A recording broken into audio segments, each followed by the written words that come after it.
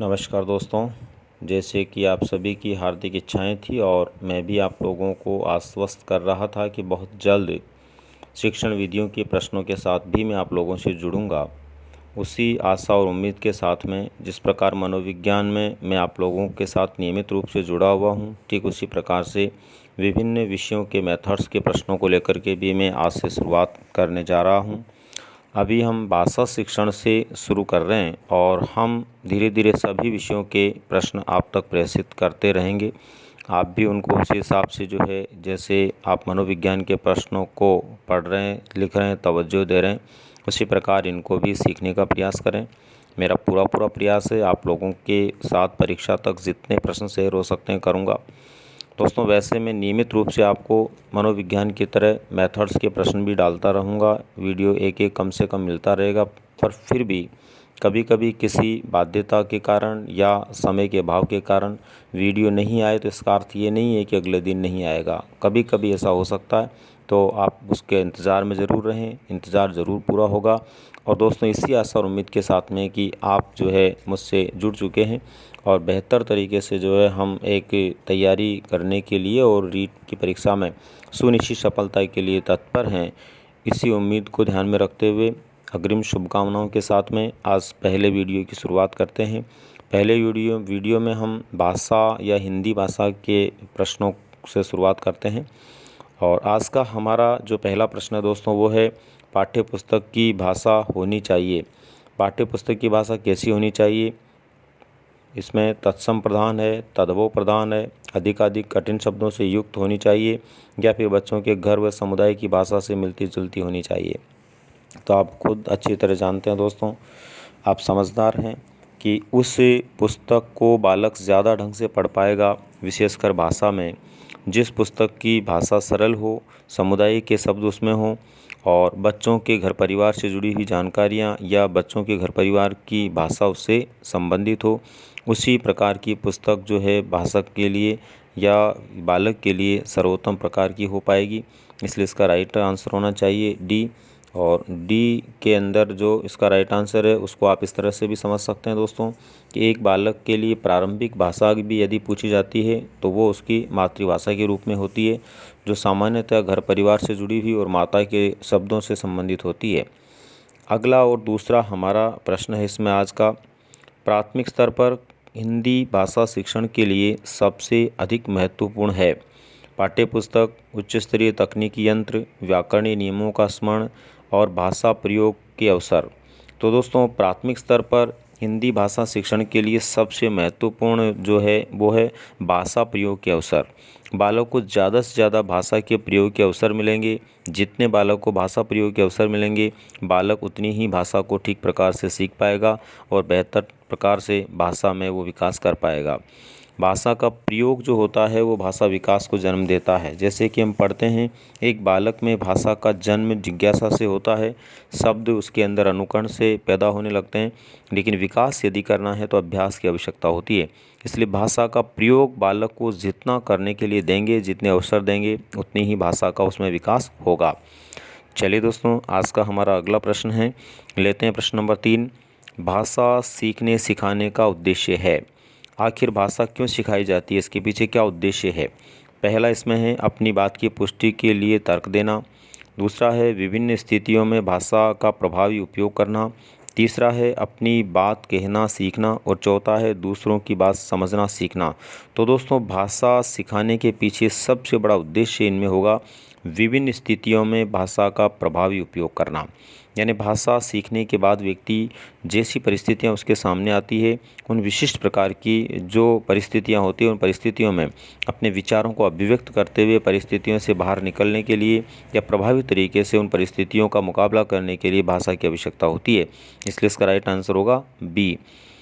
अगला और चौथा प्रश्न है, एक से अधिक भाषाओं का प्रयोग। एक से अधिक भाषाओं का प्रयोग जो है, पहला इसमें ऑप्शन है संज्ञानात्मक विकास में सहायक है, किसी भी एक भाषा की निपुणता में बाधक है, कक्षाई जटिलताओं को बढ़ाता है, शिक्षकों के लिए यह समस्या है। तो दोस्तों यहाँ पर भाषा का जो प्रयोग है विशेषकर एक से अधिक भाषाओं का, वो हमारे संज्ञानात्मक विकास को बढ़ाता है। जितनी अधिक भाषाएं अपने को आती है, हमारा संज्ञान उतना ही बढ़ता है, उतना ही हमारा सांसारिक ज्ञान बढ़ता है, और सांसारिक ज्ञान को बढ़ावा मिलना ही संज्ञानात्मक विकास है। तो यहाँ पर संज्ञानात्मक विकास जो है ज़्यादा से ज़्यादा होगा। तो राइट आंसर हो गया इसमें फर्स्ट। अगला और 5वां प्रश्न है, भाषा के अभिव्यक्ति कौशल हैं।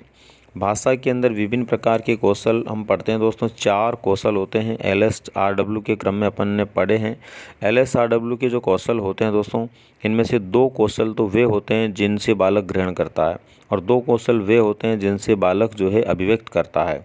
तो यहाँ पर अपने को अभिव्यक्त करने वाले कौशल देखने हैं। तो दोस्तों पहले बालक जब किसी भी विषय वस्तु को सुनता है, उसके बाद में उसको बोलता है, उसके बाद में उसको वो पढ़ता है, उसके बाद में उसको वो लिखता है।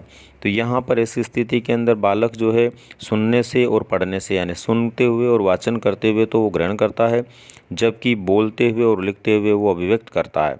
इसलिए यहाँ पर राइट आंसर हो जाएगा बोलना लिखना। चौथा इसका राइट आंसर है अभिव्यक्ति कौशल के रूप में।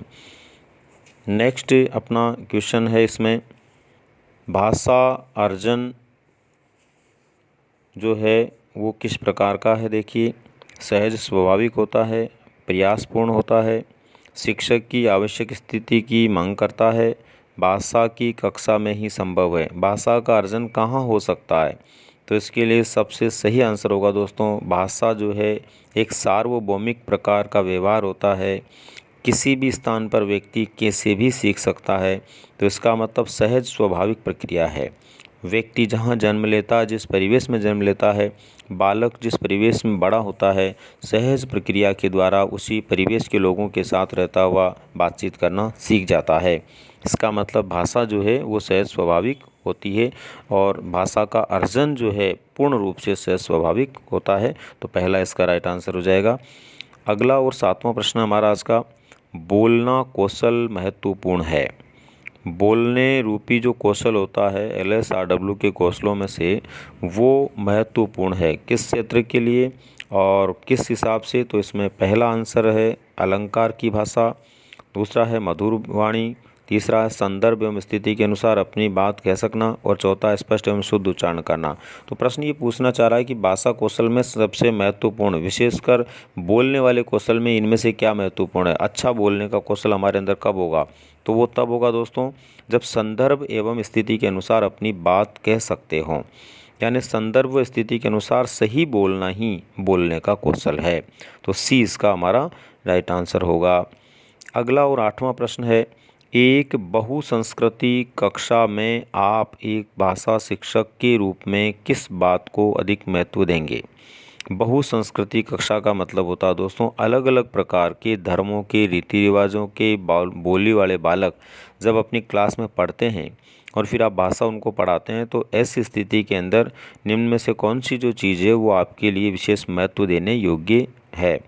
पहला है स्वयं शुद्ध भाषा प्रयोग करेंगे, दूसरा बच्चों को भाषा प्रयोग के अधिक से अधिक अवसर देंगे, पाठ्य पुस्तक के प्रत्येक पाठ को भली भांति समझाना, और बच्चों को व्याकरण सिखाना। तो दोस्तों इसमें से अगर बहुसंस्कृति, अलग अलग संस्कृति के बालक हैं, तो वहाँ सर्वोत्तम जो विचार होगा वो होगा बच्चों को भाषा प्रयोग के अधिक से अधिक अवसर देना।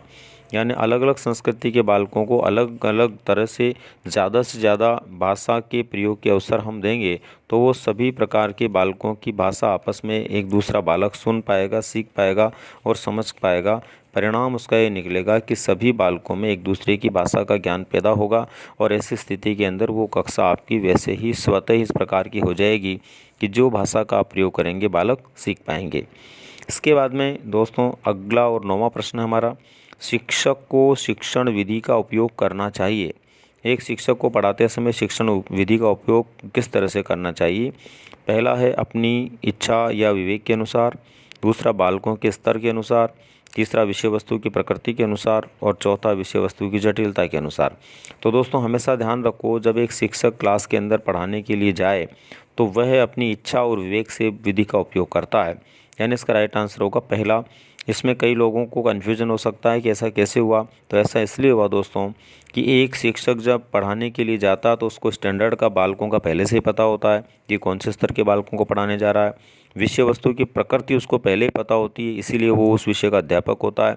और विषय वस्तु की जटिलता उसके लिए कोई मायने नहीं रखेगी, क्योंकि जो टीचर जिस विषय को पढ़ाता है वो उसके लिए जटिल नहीं हो सकती। इसलिए वो इन तीनों चीज़ों को जानता है। अब ऐसी स्थिति में उसको अपना विवेक या इच्छा ही उपयोग में लानी होती है।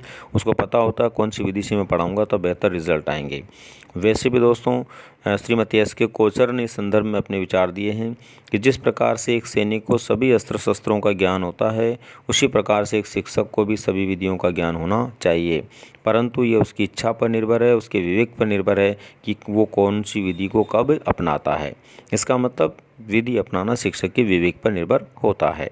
दोस्तों आज का हमारा आखिरी प्रश्न है 10वां प्रश्न, बालक को भाषा शिक्षण की शिक्षा देने का माध्यम होना चाहिए। एक बालक को भाषा शिक्षण की शिक्षा देने का कौन सा माध्यम अपनाया जाना चाहिए?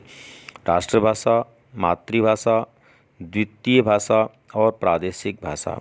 तो दोस्तों बालक को सबसे पहले मातृभाषा में शिक्षा दी जानी चाहिए। अभी पहले भी शुरुआत के प्रश्न में हम बात कर रहे थे, बालक को जितनी मातृभाषा से आसपास के शब्दों से, परिवेश के शब्दों से जोड़ेंगे वह बालक उतना ही ज़्यादा सीख पाएगा। दोस्तों यहाँ ये बिल्कुल भी नहीं भूलना है कि मातृभाषा का यदि सीधा सीधा प्रश्न परीक्षा में आता है कि मातृभाषा कौन सी भाषा को कहते हैं, तो उसका राइट आंसर होगा माँ के द्वारा बोले जाने वाले शब्द। और सामान्यतः परिवेश में जो शब्द बोले जाते हैं वही शब्द माँ बोलती है, इसलिए परिवेश के जो शब्द होते हैं वो माता के शब्द होते हैं और माता के शब्द जो होते हैं वो बालक की मातृभाषा के रूप में जाने जाते हैं। तो दोस्तों ये थे आज के हमारे 10 प्रश्न। और देखिए जिस प्रकार से मनोविज्ञान में हम देखते ही देखते 200 से ज़्यादा प्रश्नों तक पहुँच गए, ठीक उसी प्रकार से इस विषय में भी या मेथड्स के प्रश्नों में भी हम देखते ही देखते बहुत आसानी से बहुत सारे प्रश्नों तक पहुंच जाएंगे। इसलिए निश्चिंत होकर के पढ़ते रहिए, देखते रहिए, सुनते रहिए, इसी आशा और उम्मीद के साथ में। और दोस्तों साथ ही साथ मैं आप लोगों से यहाँ पर एक निवेदन भी करना चाहूँगा कि जिस प्रकार से आप लोगों ने बहुत कम समय में और बहुत ही प्रेम पूर्वक स्नेह के साथ में मुझे गले लगाते हुए मेरे प्रश्नों को आत्मा के साथ में जोड़ते हुए आप लोगों ने मेरे इस चैनल को बहुत ऊंचाइयों तक पहुंचाने में योगदान दिया, उसके लिए मैं धन्यवाद देता हूं।